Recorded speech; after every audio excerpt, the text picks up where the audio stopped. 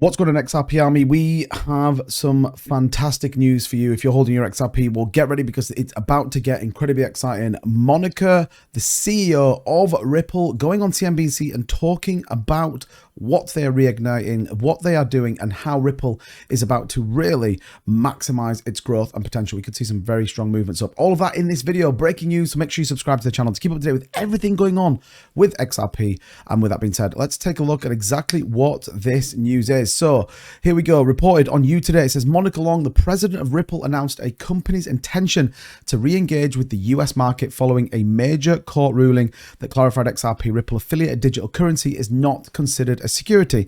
In the recent CNBC interview, Long expressed enthusiasm for clarity the ruling provides and explained how it will shape Ripple's operational strategy moving forward.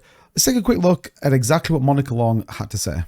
Couple of weeks now since the judge's ruling in our case, providing clarity that XRP is not a security, which we're very happy about. It gives us a lot of clarity in terms of how Ripple will operate its business going forward.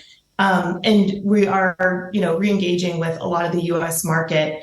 But really, a lot of our growth over the years has been outside of the U.S. I think that's reflective of where there is regulatory clarity, places like the U.K., Europe, Singapore, Dubai, in the Middle East.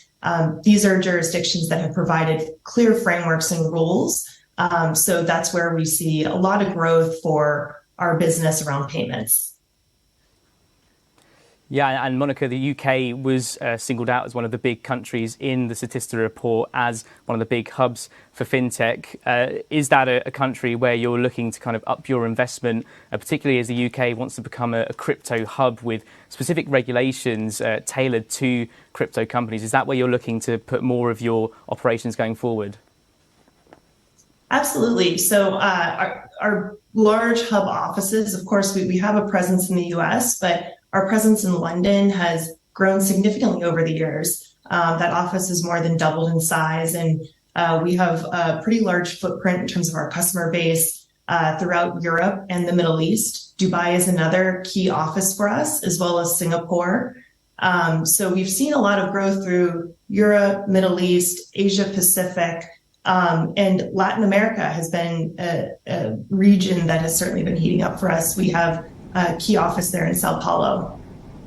So what I think that's really telling there is ultimately re-engaging with US entities. Now, I talked about this in a previous video that they're already in talks with 20 banks about how Ripple can service their cross-border payments and maximize the potential returns for these banks. This is huge when it comes to Ripple, and it almost becomes scalable to the point where the banks have no choice than to use XRP. And I think it's always going to be very, very exciting. Remember, XLM will always be the retail side of it, but the fact that they're re-engaging, the fact that their hubs are being built out here in the UK is fantastic. We are obviously trying to become a crypto hub, and what it does do is absolutely tell Gary Gensler and his merry men that actually the SEC's clampdown is absolutely a detriment, and things and entities like Ripple and businesses like Ripple will absolutely flourish on the back of that. So it's big news, re-engaging with those US markets around their digital currency and ensuring that Ripple has a place in those markets could be a huge catalyst for a very big price movement. Also, we got the return on 80% of the unlocked XRP for August back to the escrow. What a surprise.